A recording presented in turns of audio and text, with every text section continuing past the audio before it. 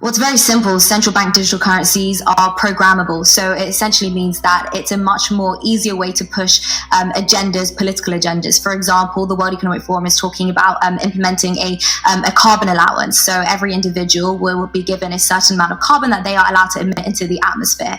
With a central bank digital currency, this becomes far more efficient because with a click of a button, you literally just program the money. And so if for whatever reason you buy too many burgers, too many sausages one week, when you go to fill up your car, your money could be cancelled, it could get declined simply because you use too much of your carbon allowance essentially. Or even if you go to buy a plane ticket, it could get cancelled because you bought too many burgers, you bought too much meat that week. So it's much easier to push forward political agendas and political ideologies when you have money which is programmable with just a click of a button.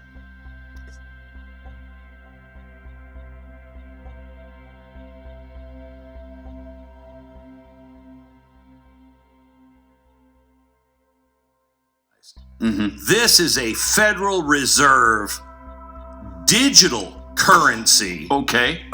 Yeah. So one starts as a digital, the other one has to be transformed digitally. So they've cut that transforming part out, and that's the part where it gets really sketchy.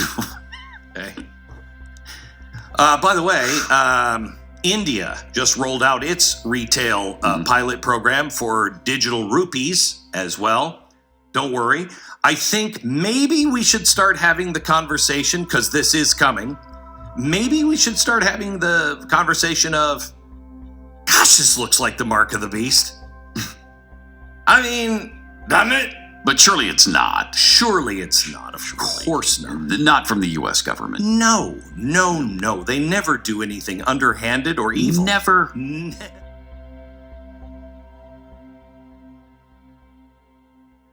The IMF, politicians, and the private sector are all getting together to discuss central bank digital currencies. That means that we won't need cash no more and we can be monitored all the time. That's going to be a much better society for everyone and definitely won't lead to social credit scores and being manipulated and having your bank shut down, will it? Surely. What are you thinking?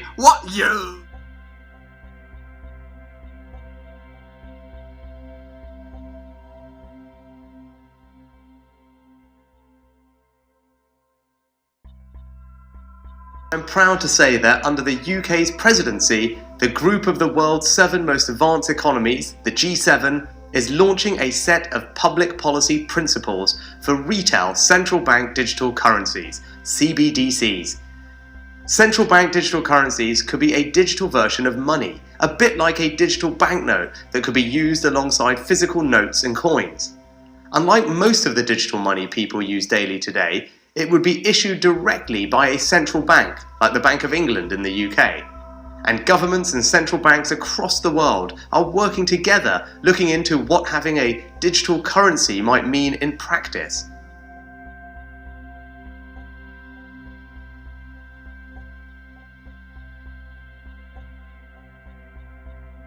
In the UK earlier this year, I announced a new joint task force between the Treasury and the Bank of England to look into a potential CBDC as a complement to cash and bank deposits.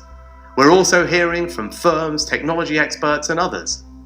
Under the leadership of the UK, this report today will help support and inform exploration of CBDCs in the G7 and beyond.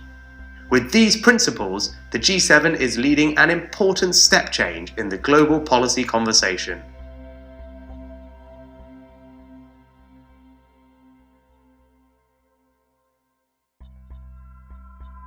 So in Canada, for example, during the height of the pandemic, if you didn't want to get vaccinated and you just wanted to protest bodily autonomy, you would have your money and your bank account shut down and declined because you weren't a good citizen. So with a central bank digital currency, it doesn't matter what your opinion is. If you do not hold the correct opinion, and if you're not a good citizen, then absolutely that money will be programmed to be used against you. Even in the height of the pandemic, you had to be chaperoned to go into certain stores. So it creates a far more efficient way to discriminate against certain people. You don't need that middleman anymore. Again, with a click of a button, if you're not a good citizen, your money will be programmed to be used against you.